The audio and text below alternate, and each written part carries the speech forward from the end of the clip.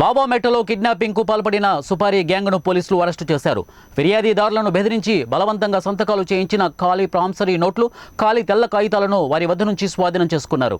విజయనగరం బాబామెట్టలో ఈ నెల 6న కిడ్నాపింగ్కు గురైన వ్యక్తి ఆచూకీని పోలీసులు కనుగొన్నారు. ఈ మేరకు విజయనగరం డీఎస్పీ గోవిందరావు వెల్లడించిన వివరాల ప్రకారం మంచినీటి వ్యాపారం చేస్తున్న ఇద్దరు స్నేహితుల మధ్య ఏర్పడిన ఆర్థిక లావాదేవీలే కిడ్నాప్కు కారణమని వివరించారు.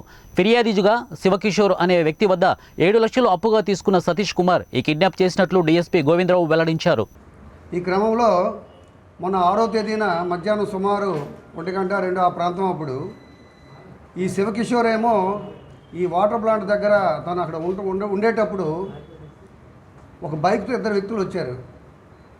ఇద్దరు వ్యక్తులు వచ్చి జస్ట్ ఈ శివకిషోర్ ఏమో తన ఓమిని వెహికల్తో ఇలా జస్ట్ అక్కడ ఎక్కి వెళ్ళేటప్పుడు కావాలని వీళ్ళు ఆ బండికి గుద్దడం జరిగింది. వాళ్ళు పడిపోయారు, ఇద్దరు పడిపోయారు. అప్పుడు ఈ శివకిషోర్ ఈ కంప్లైంట్ ఏమో ఆ దిగి వాళ్ళని ఎవరు ఏంటి అడిగే క్రమంలో ఇంతలో మరొక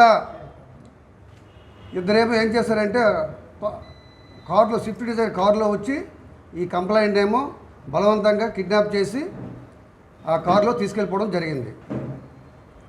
అయితే అదే ఆ కారులో తీసుకెళ్ళిపోయి మన పోస్ట్మార్టం రేఖ మైలాన్ కంపెనీ దగ్గరలో అతన్ని కొట్టి భయపెట్టి ఆయన దగ్గర ఉన్న గోల్డ్ ఆభరణాలు ఒక తులమున్నర చైను ప్లస్ 2 రింగ్స్ వీళ్ళు బలవంతంగా లాక్కొని, అంతేకాకుండా బలవంతంగా ప్రామిసరీ నోట్లు ఒక 15 ఎంటీ ప్రామిసరీ నోట్ల మీద సంతకాలు పెట్టించారు.